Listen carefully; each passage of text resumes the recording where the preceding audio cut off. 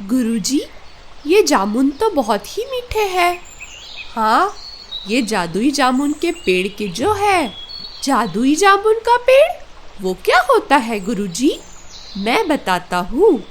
मीरा के बापू गांव में खेती का काम किया करते थे, जहाँ वो फल और सब्जियाँ उगाया करते थे और उन्हें बाजार में बेचकर अपना घर चलाया करते थे। उनका संसार अच्छा चल रहा था। मीरा अपने माता पिता के साथ खुश थी, पर कुछ वक्त बाद उसकी माँ की तबीयत खराब रहने लगी। उसे बार बार अस्पताल ले जाना पड़ता था। बापू, क्या हुआ है माँ को? माँ बार बार बीमार क्यों पड़ जाती है? मीरा, तेरी माँ को एक बहुत गंभीर बीमारी है, जिस वजह से उसके शरीर में खून की कमी हो जाती है। इसीलिए हम यहाँ खून चढ़ाने आते हैं, जिससे तुम्हारी माँ जिंदा रह सके। माँ कब तक ठीक हो जाएगी बापू? हमें कब तक यूं ही अस्पताल आना होगा? जब तक इसका कोई ठीक इलाज न मिल जाता, शायद तब तक, या पूरी जिंदगी भी आना पड़ सकता है मीरा। अस्पताल गांव से काफी दूर था।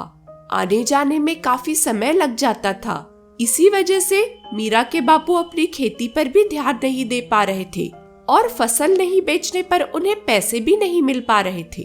बापू, आप माँ के साथ जाइए, मैं फसल देख लेती हूँ। वैसे आपने बचपन से मुझे खेती का ज्ञान दिया है, वो इस वक्त काम नहीं आएगा तो कब आएगा बापू? पर मीरा बेटा, तुम कैसे सब कुछ कर पाओगी? इसमें बहुत मेहनत लगती है। मैं कर लूंगी बापू। इस वक्त माँ को आपकी ज्यादा जरूरत है।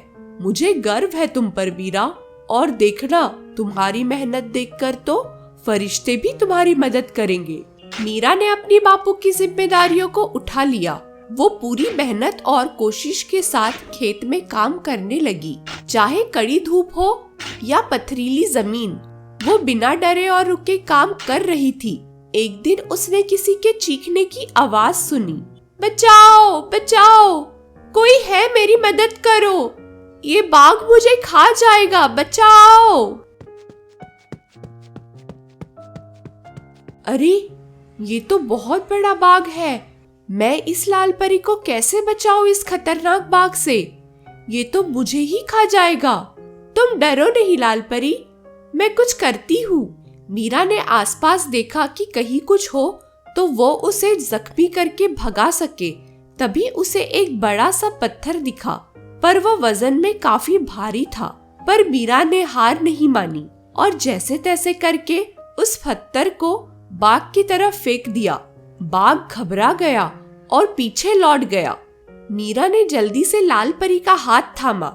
चलो यहाँ से, जल्दी जल्दी करो, मेरे खेत यही है पास में, तुम वहाँ चल के छिप जाओ। मीरा लाल परी को अपने खेत में ले आती है और दोनों वहाँ चैन की सांस लेते हैं। तुम्हारा बहुत बहुत शुक्रिया, तुमने तो आज मेरी जान ही बचा ली, नहीं तो आज वो बाघ मुझे खा ही लेता। कोई बात नहीं, ये लो, तुम पानी पी लो। तुम इतनी छोटी होकर यहाँ कड़ी धूप में काम कर रही हो, ऐसा क्यों? मेरे बापू मेरी माँ को अस्पताल ले गए हैं। उनकी बीमारी की वजह से उन्हें खून की कमी हो जाती है, तो उन्हें जादुई जामुन क्यों नहीं खिलाती तुम? उससे तुम्हारी माँ बिल्कुल ठीक हो जाएगी। जादुई जामुन खाने से बड़ी बड़ी बीमारियाँ ठीक हो जाती है। ये जादुई जामुन कहाँ मिलते हैं, तुम्हें नहीं पता?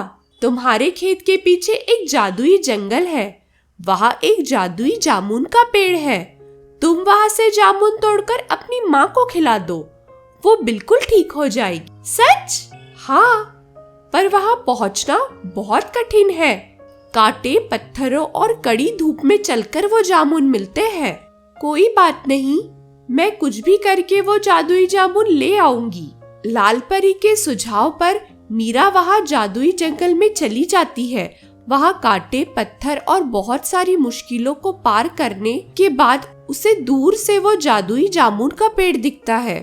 वो खुश होकर उस पेड़ से जामुन तोड़ने लगती है और अपने जेब में डालने लगती है। वो आगे बढ़ ही रही थी कि बीच में उसे एक बूढ़ी काकी दिख जाती है, जो पेड़ के नीचे बैठ के रो रही थी। क्या हुआ काकी आपको? आप ऐसे रो क्यों रही है? मेरा बेटा मरने की हालत में अस्पताल में है। मैं यहाँ उसके लिए जादुई जामुन लेने आई थी बेटी, पर मैं बूढ़ी हूँ ना, तो जामुन तोड़ नहीं पा रही। अब ना जाने मेरे बेटे का क्या होगा बेटी। अरे काकी, आप रोइए मत, आप ये लीजिए, मेरे जामुन ले लीजिए, मैं कल फिर तोड़ लूंगी। कल तुम फिर इस दुर्गम जंगल में कठिनाइयां सहन करने आओगी। नहीं नहीं, मैं ये नहीं ले सकती बेटी। कोई बात नहीं काकी, आप ले लीजिए ये जादुई जामुन, मैं कल फिर आ जाऊंगी। मीरा की बातें सुनकर काकी के आंखों से आंसू आ जाते हैं और देखते ही देखते वो वही लाल परी बन जाती है। अरे तुम? हाँ, ये जादुई जामुन एक परीक्षा के बाद ही मिलते हैं जिसमें तुम सफल हो गई हो, और अब तुम सिर्फ ये जामुन ही नहीं, पूरा पेड़ ले जा सकती हो। इससे तुम सिर्फ ना अपनी माँ की बल्कि सबकी मदद करना, ठीक है? सच में ये जादुई जामुन खा के तो बहुत सारे लोग ठीक हो सकते हैं, और जिन्हें कोई बीमारी नहीं भी है वो भी इसे खा सकते हैं। ये खाने में बहुत ही मीठे और बहुत ही फायदेमंद है। लाल परी अपने जादू से वो जादुई जामुन का पेड़ मीरा के खेत में लगा देती है, जिसे खाकर बड़े से बड़ा रोग भी ठीक हो जाता है और बच्चे भी इसे मजे से खाते हैं। तो कैसे लगे जादुई जामुन बच्चों? बहुत ही मजेदार गुरुजी, मजा ही आ गया। ऐसी ही और कहानी सुनने के लिए हमारे चैनल गुरुकुल कहानियों को लाइक, शेयर और सब्सक्राइब करें और हमारे साथ ऐसे ही बने रहे। मिलते हैं एक और कहानी के साथ, तब तक के लिए नमस्कार।